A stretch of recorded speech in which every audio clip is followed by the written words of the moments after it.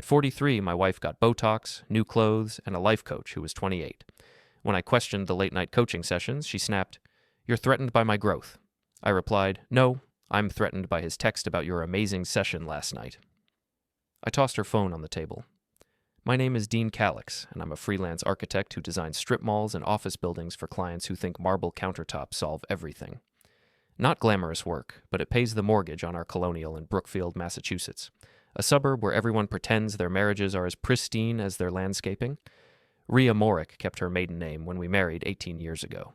Back then, she said it was professional necessity. Now I suspect she was planning her exit strategy from day one. She runs a nonprofit called New Horizons Community Outreach, which sounds impressive until you realize it's basically her and 2 part-time employees organizing charity drives for people who already have everything. The transformation started 6 months ago. Rhea announced she was reclaiming her authentic self after reading some book about women over 40. The Botox came first, subtle at first, then more aggressive. Her forehead became so smooth it looked like a freshly painted wall. Then came the wardrobe overhaul. Designer athleisure, jewelry that caught light from across the room, and shoes that cost more than my monthly car payment. "I'm investing in myself," she explained when I questioned the credit card statements. "You should try it sometime."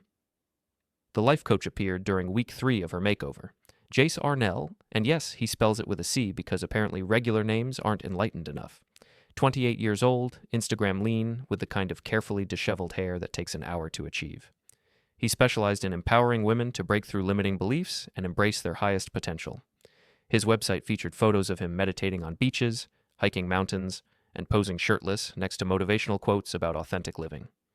His credentials consisted of a weekend certification program and testimonials from women who gushed about their transformational breakthroughs. Rhea booked her first session for a Tuesday evening. 2 hours, she said. Personal development required intensive work. "Why can't you do this during the day?" I asked. "He's very busy. Evening sessions allow for deeper introspection." The sessions became regular. Tuesday and Thursday nights, sometimes stretching past midnight. Rhea would return glowing, talking about energy alignment and releasing toxic patterns. She started using phrases like living my truth and honoring my journey. Our conversations became stilted, like she was translating everything through some new age filter. When I mentioned fixing the leaky faucet in the guest bathroom, she responded, "That sounds like a metaphor for addressing the emotional leaks in our relationship." "It's actually just a faucet, Rhea. See, this is exactly what Jace says. You're operating from a scarcity mindset." I began paying attention to details. Rhea's phone, previously left casually around the house, now stayed glued to her hand. She changed her passcode from our anniversary date to something I couldn't guess. Her laptop required new passwords I wasn't given. The neighborhood gossips noticed too. Cassie Henderson from next door mentioned Rhea's glow-up during a sidewalk conversation. Doug Martinez from across the street asked if everything was okay at home. Apparently Rhea had been seen getting into an unfamiliar car several times. "Just her life coach," I explained. "She's working on personal growth." Doug raised an eyebrow. "Must be some coach." My friend Sam Kowalski, who owns a plumbing business and serves as my unofficial therapist, was more direct during our weekly beer at Murphy's Tavern. "Your wife's acting weird, man. Lisa saw her at the mall last week, holding hands with some young guy. When Lisa waved, Rhea pretended not to see her. They were probably just walking close together. Dean, they were in Victoria's Secret. Together." I wanted to dismiss it, but the evidence kept accumulating. Rhea's schedule became increasingly erratic. She claimed yoga classes that didn't appear on the studio's website. She attended workshops that left no paper trail. Her friends, Miriam Walsh, Jennifer Chen, the usual suspects, started giving me sympathetic looks at neighborhood gatherings. The breaking point came on a Thursday night in October. Rhea announced another session with Jace, claiming they were working through deep-seated relationship patterns. What kind of patterns? The kind that require professional guidance to unpack.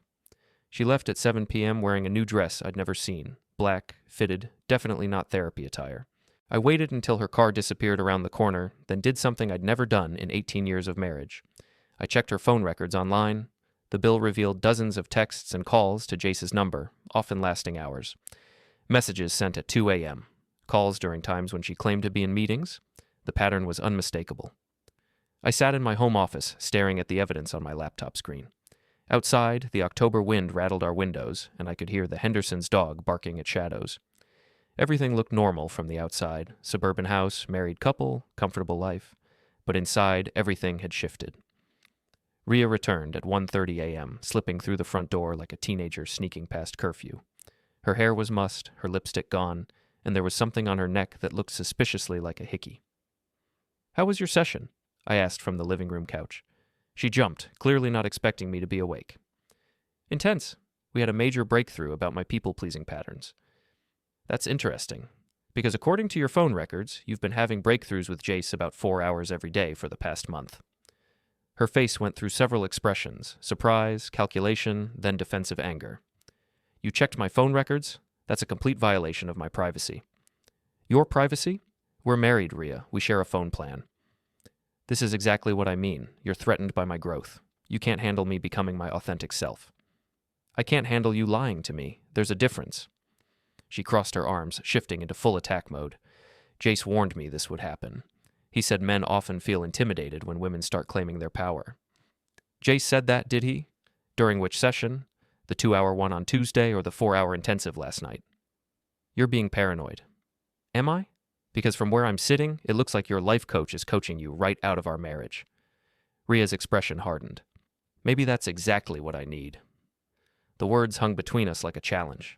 I could see her waiting for my response, probably expecting me to beg or argue or make some desperate attempt to save our relationship. Instead, I stood up and walked to my office. "Where are you going?" "To do some research. If I'm going to lose my wife to a life coach, I should probably understand what I'm dealing with." I spent the next 3 hours learning everything I could about Jace Arnell. His social media presence was extensive but shallow. Lots of inspirational quotes, workout videos, and photos with female clients who looked suspiciously similar to Rhea. Divorced women in their 40s, recently transformed, glowing with newfound confidence. His business address led to a shared office space downtown. His credentials were exactly as flimsy as I'd suspected, but most interesting were the reviews I found on a coaching forum, several women warning others about his unprofessional boundaries and inappropriate suggestions. One review particularly caught my attention. Jace Arnell promised to help me find myself after my divorce. Instead, he helped himself to my savings account and my emotional vulnerability. He targets women going through transitions and exploits their need for validation. Stay away. I screenshotted everything. Friday morning arrived gray and cold, matching my mood perfectly. Rhea had already left for work when I came downstairs, leaving only a note about attending a women's empowerment workshop that evening. No mention of our conversation, no acknowledgement of the tension crackling between us like a live wire. I made coffee and sat at our kitchen table, looking out at the backyard where we'd hosted barbecues and birthday parties for nearly 2 decades. The swing set we'd installed for neighborhood kids still stood in the corner, rusting now, but holding memories of better times when Rhea and I were partners instead of adversaries. My phone buzzed with a text from Sam. "Beer tonight? You look like you need it." I typed back, "Rain check. Doing surveillance." "On who?" "My marriage." Sam called immediately. "What's happening?" I explained the situation while walking through our house, noting all the small changes I'd missed. New candles in the bedroom, different shampoo in our shower, a lingerie receipt tucked behind other papers on Rhea's dresser. "So what's your plan?" Sam asked. "Gather evidence, understand what I'm dealing with, then decide how to respond." "You could just confront her directly." "I tried that. She's convinced I'm the problem, insecure, threatened, holding her back from her authentic self. I need proof she can't spin into my inadequacy." "Be careful, Dean. This kind of thing can get messy fast." After hanging up, I drove to Jace's office building downtown. The address led to a converted warehouse housing various small businesses, massage therapists, accountants, a yoga instructor. Jace's name appeared on a directory listing for Transformational Life Coaching Solutions, Suite 412.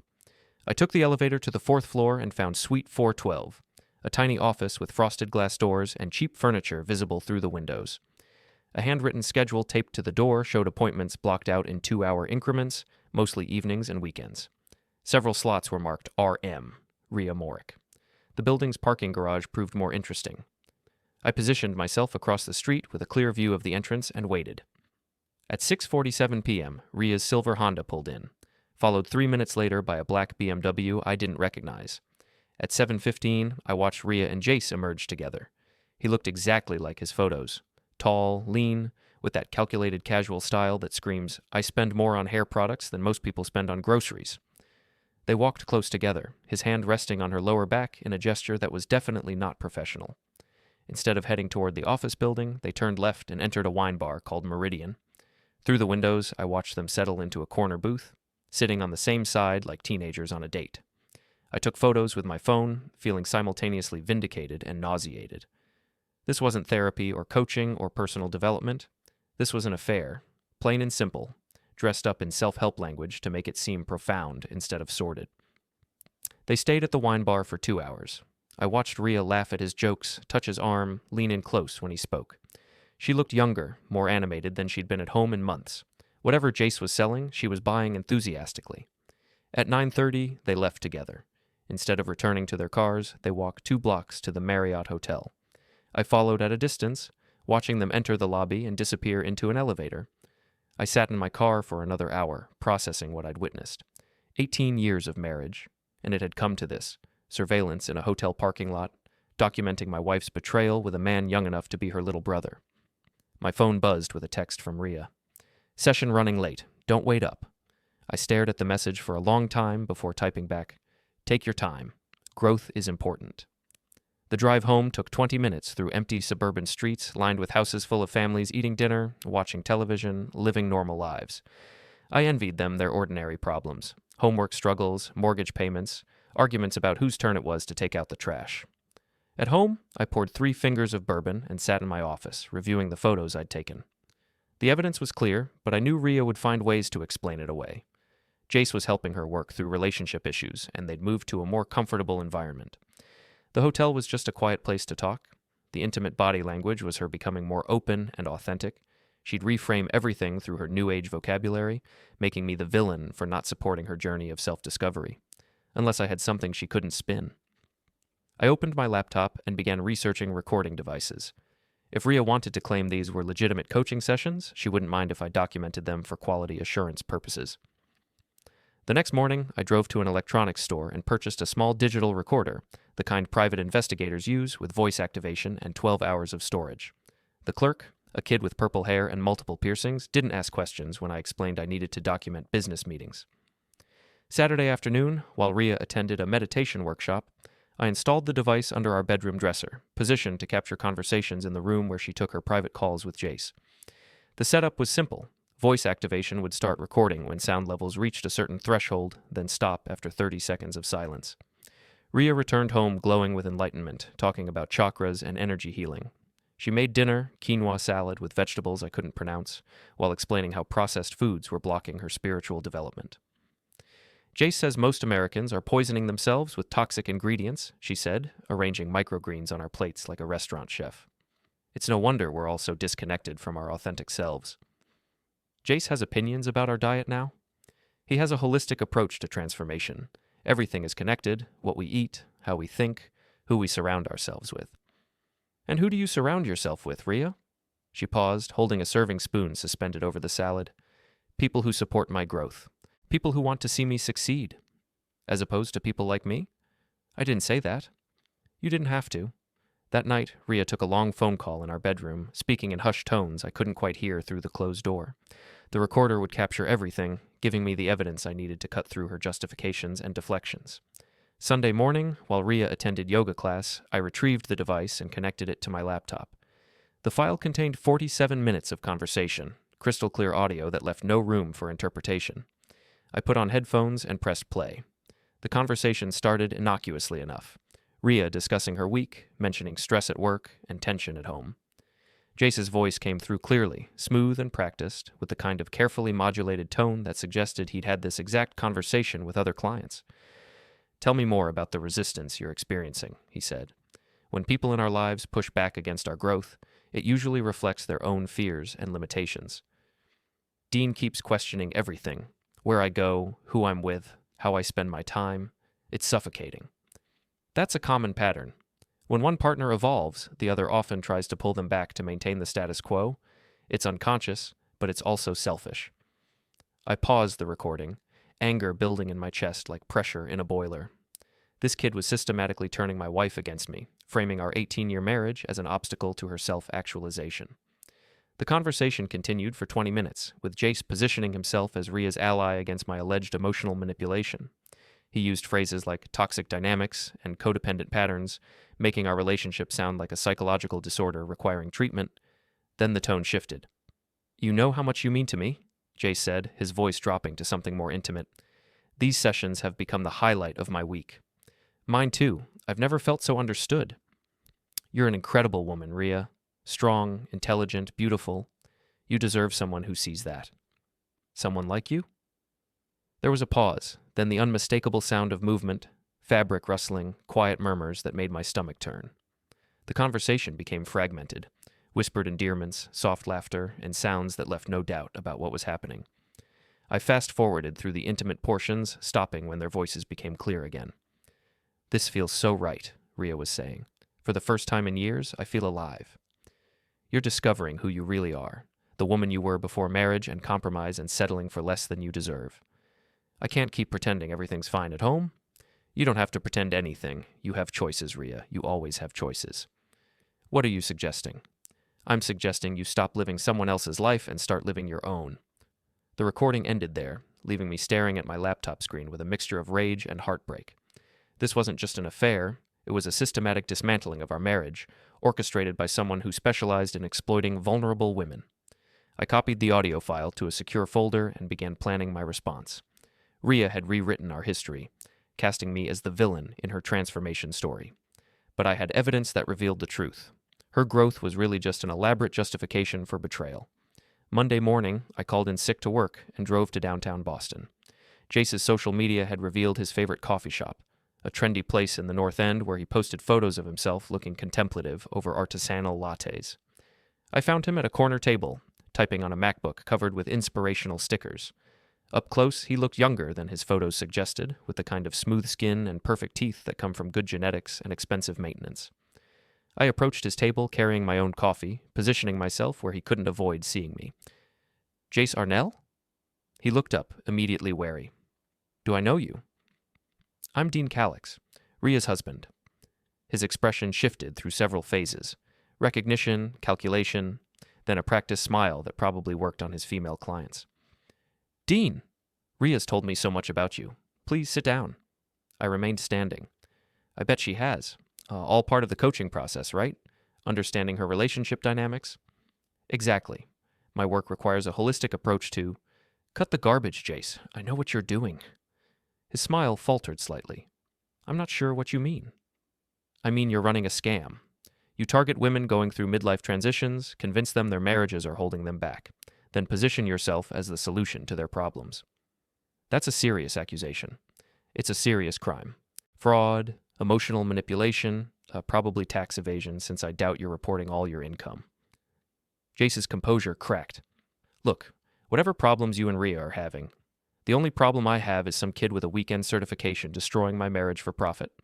I leaned closer, lowering my voice. "Here's what's going to happen. You're going to end your sessions with Rhea. You're going to recommend she work on her marriage instead of abandoning it, and you're going to find clients who aren't married to men who know how to make your life very complicated." "Are you threatening me?" "I'm educating you about consequences, about what happens when you mess with someone's family."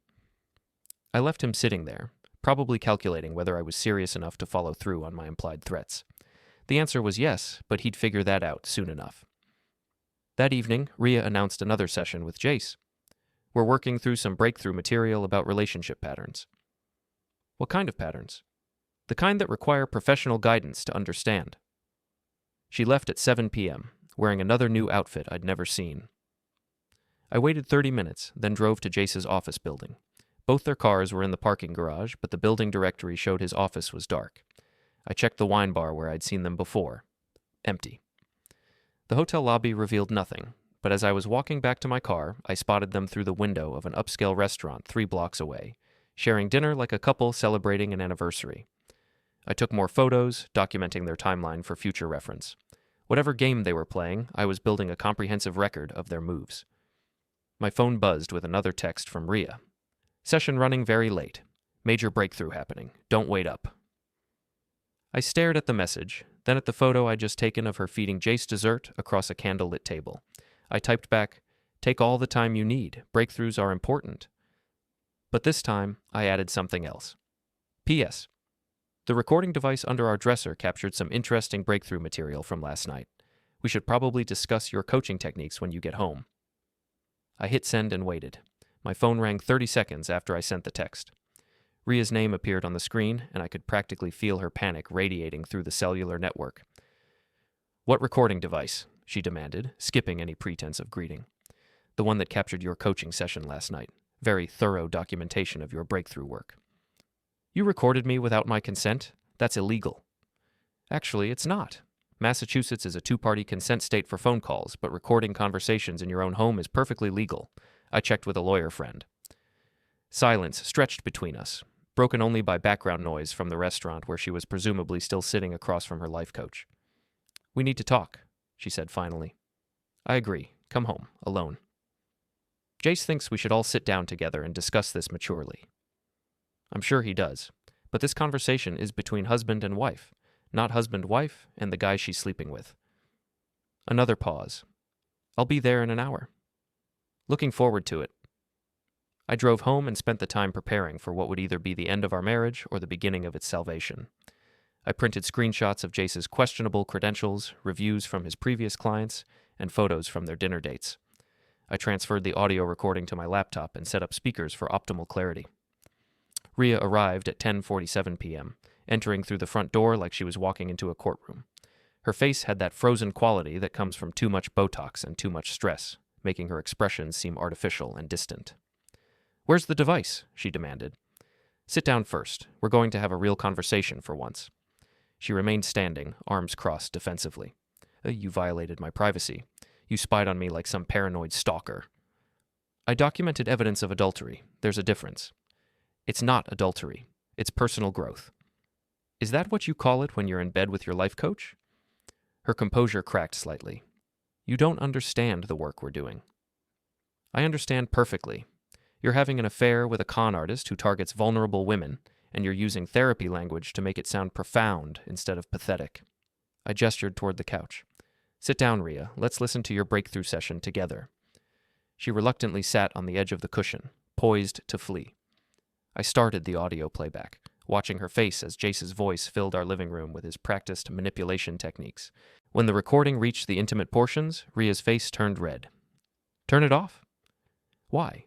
This is your authentic self, right? Your personal growth journey?" "You're humiliating me." "I'm revealing the truth. There's a difference." I paused the audio and pulled out the printed materials I'd gathered.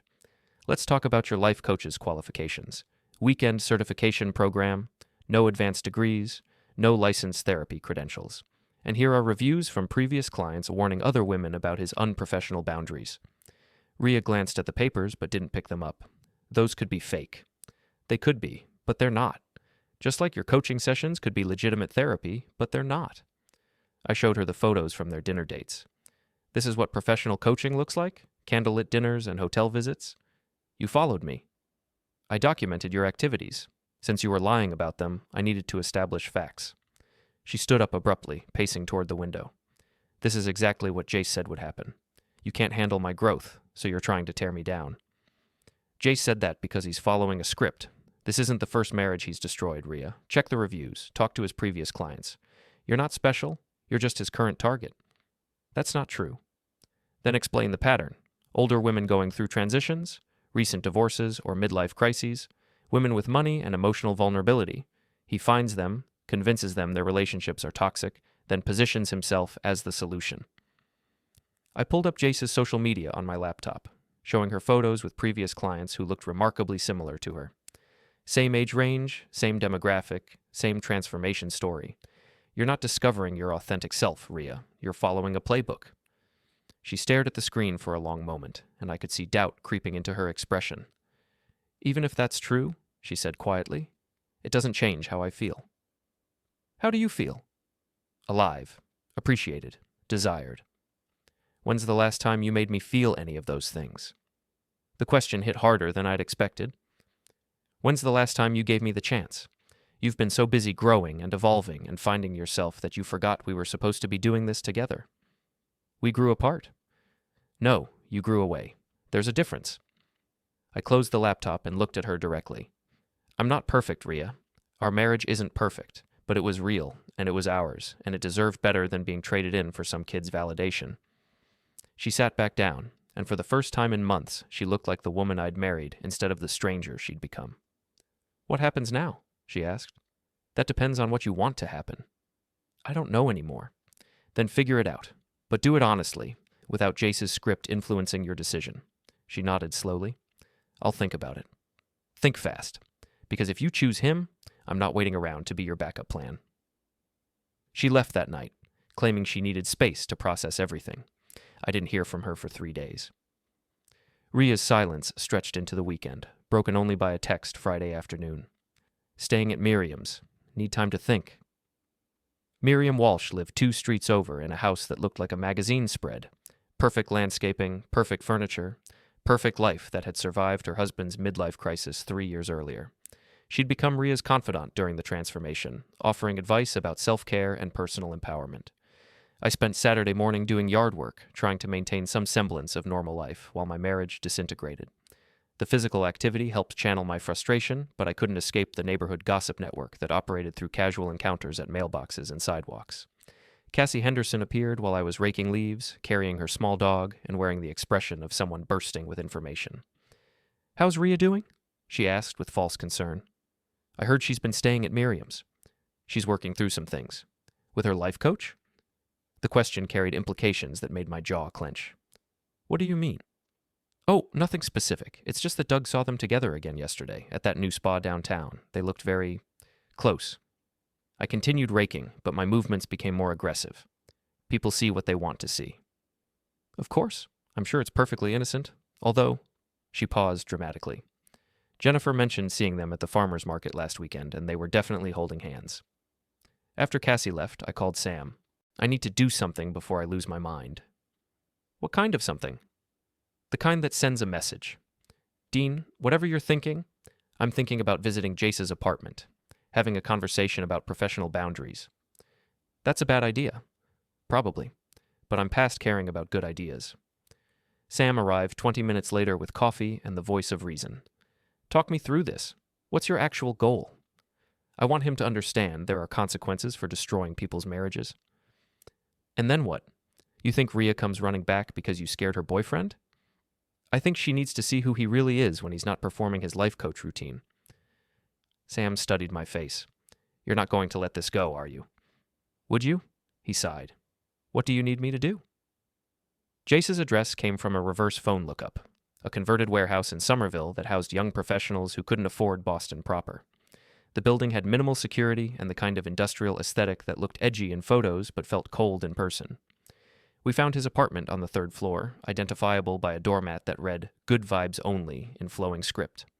I knocked, and after a moment, the door opened to reveal Jace wearing athletic shorts and a tank top that showed off his carefully maintained physique. His expression shifted from confusion to recognition to alarm. "Dean, what are you doing here?"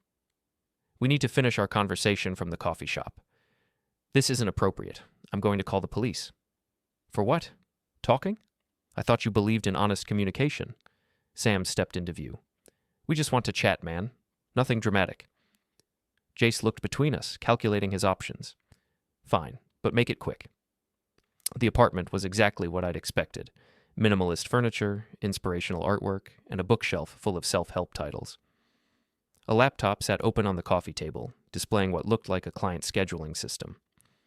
"Nice setup," I said, looking around. "How many married women are you currently coaching?" "My client relationships are confidential." "I bet they are, especially the parts that happen in hotel rooms." His jaw tightened. "Whatever problems you and Rhea have." "The only problem I have is you, but that's about to be solved." I pulled out my phone and showed him the photos I'd taken of their dinner dates. "Interesting coaching techniques. Very hands-on approach." "Those are taken out of context." "Really? What's the context for feeding someone dessert across a candlelit table?" Sam wandered over to the laptop while Jace was focused on me. "Dude, you've got like 12 women scheduled for this week. All evening appointments." "That's when people are available." "All married women in their 40s? I specialize in relationship coaching." "You specialize in breaking up marriages," I corrected.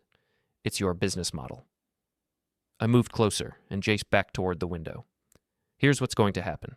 You're going to call Rhea and explain that you can't continue her coaching. Professional conflict of interest. Then you're going to find a different line of work." "You can't intimidate me." I'm not intimidating you. I'm educating you about consequences.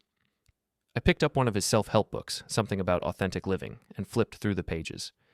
You know what's authentic? Honesty, integrity, building something real instead of tearing down what other people built. Your marriage was already broken. I'm helping Rhea find happiness. You're helping yourself to my wife. There's a difference. Sam cleared his throat from across the room. Dean, we should go. Point's been made. But I wasn't finished. One more thing, Jace. If I see you with my wife again, we're going to have a different kind of conversation, the kind that happens without witnesses. Are you threatening me? I'm promising you, stay away from Rhea. We left him standing in his doorway, probably calculating whether to call the police or his next client. Either way, he'd gotten the message. On the drive home, Sam shook his head. That felt good, but it might backfire. If Rhea finds out you confronted him, she'll find out. He'll tell her I'm unstable and controlling, and she'll use it as justification for leaving. So why did we do it? Because some things are worth fighting for, even when you know you're going to lose. That evening, my phone rang. Rhea's name appeared on the screen, and her voice carried a cold fury I'd never heard before. How dare you threaten Jace? I didn't threaten him. I educated him. You went to his apartment. You intimidated him. You acted like some jealous psychopath. I acted like a husband whose wife is having an affair. It's not an affair, it's a relationship. A real one, based on honesty and mutual respect. It's based on lies and manipulation. He's a con artist, Rhea. He's more honest than you've ever been. At least he sees me for who I really am. He sees you as a target. Wake up. The line went quiet for a moment. When she spoke again, her voice was steady and final. I want a divorce, Dean. I'm filing papers Monday morning. The call ended, leaving me staring at my phone in the sudden silence of our empty house. Outside, the neighborhood continued its normal rhythm, kids playing, dogs barking, families living their uncomplicated lives. I poured 3 fingers of bourbon and sat in my office, looking at 18 years of marriage certificates, photos, and memories that had just been reduced to legal paperwork. But if Rhea wanted a war, she was about to discover that I knew how to fight. Monday morning brought gray skies and the kind of cold November rain that makes everything look miserable. I called my lawyer, confirmed my options, and began planning for a different kind of confrontation. Rhea had moved beyond betrayal into open warfare, using Jace as both weapon and shield. But she'd made a critical error. She'd underestimated my capacity for strategic thinking. My phone buzzed with a text from Sam. Saw Rhea's car at the lawyer's office downtown. It's really happening. I typed back, good. Time to finish this. The plan had been forming since Saturday night, crystallizing into something elegant and devastating. If Rhea wanted to destroy our marriage publicly, I'd give her an audience she'd never forget. I started with social media, creating a private photo album titled Growth and Transformation, featuring all the pictures I'd taken of Rhea and Jace together. Dinner dates, intimate conversations, hotel visits, a comprehensive timeline of their relationship development. Next, I compiled the audio recording into a highlights reel, editing out the explicit portions but keeping Jace's manipulation techniques and Rhea's responses. The result was a clear demonstration of how he'd systematically turned her against our marriage. Then I researched Rhea's professional network, her nonprofit's board of directors, major donors, professional colleagues, people who knew her as a competent executive, not a woman having a midlife crisis with a fake life coach. The final piece was Jace's client list, which Sam had photographed during our apartment visit. 12 women, all scheduled for evening sessions, all fitting the same demographic profile. I cross-referenced their names with social media, identifying the married ones and their husbands. By Wednesday, I was ready. The New Horizons Community Outreach Annual Gala was scheduled for Friday evening at the Brookfield Country Club, a fundraising event that Rhea had been planning for months. 200 guests, including the mayor, city council members, and every important person in our social circle. Rhea would be giving a keynote speech about empowerment and authentic living. The irony was perfect. I bought a ticket under my married name. Technically, I was still her husband until the divorce was finalized.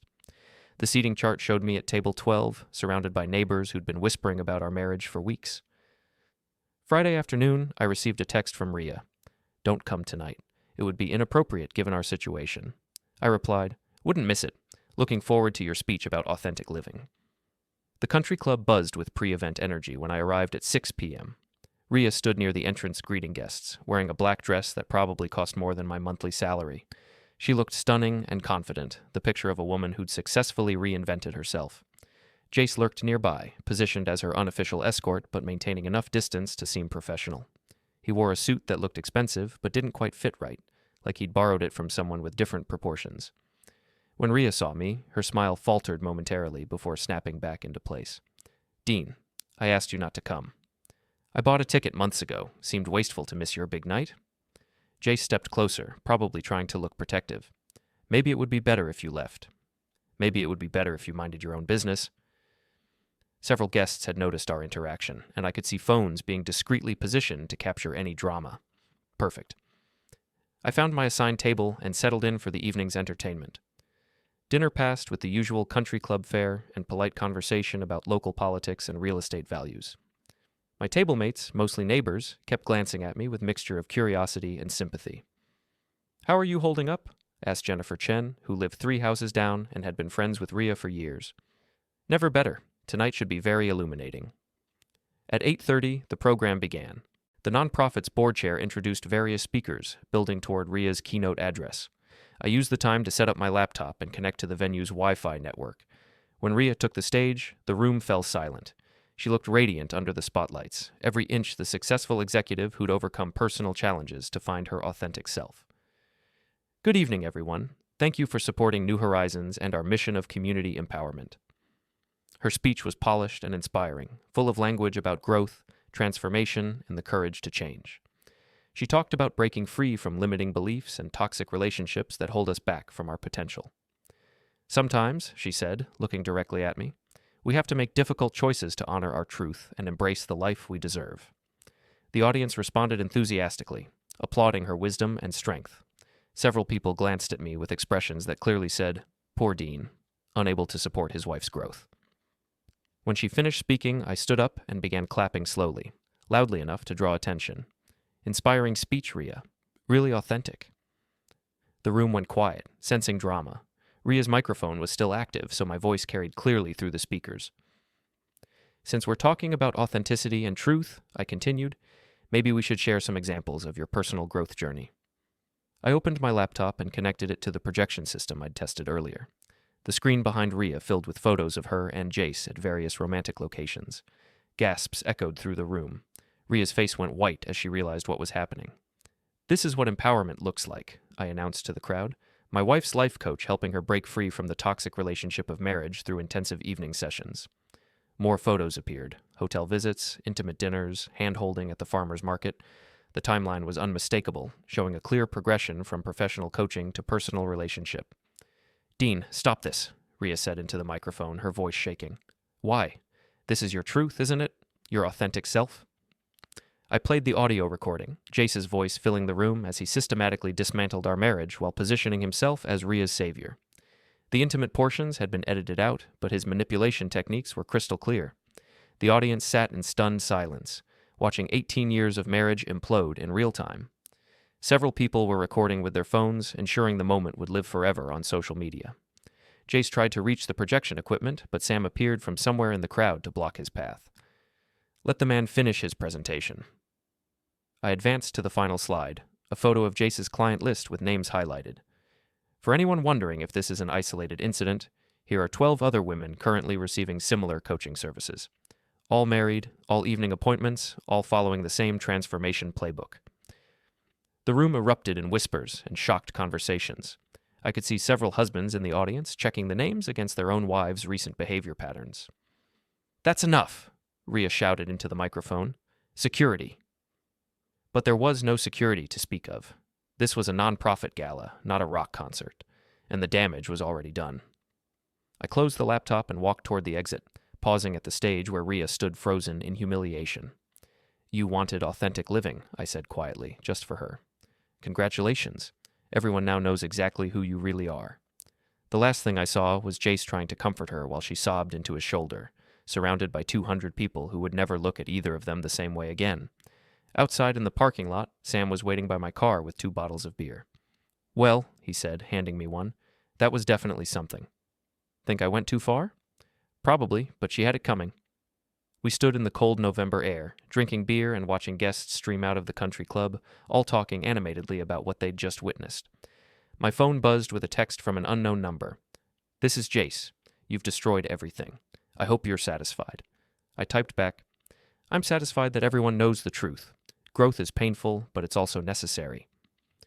Then I blocked his number and drove home to my empty house, where I poured 3 fingers of bourbon and sat in my office, finally at peace with the consequences of my choices. The divorce papers would be finalized soon, but the war was over. Rhea could have her authentic life with her life coach, and I could rebuild something real from the wreckage of our marriage. Sometimes the only way to win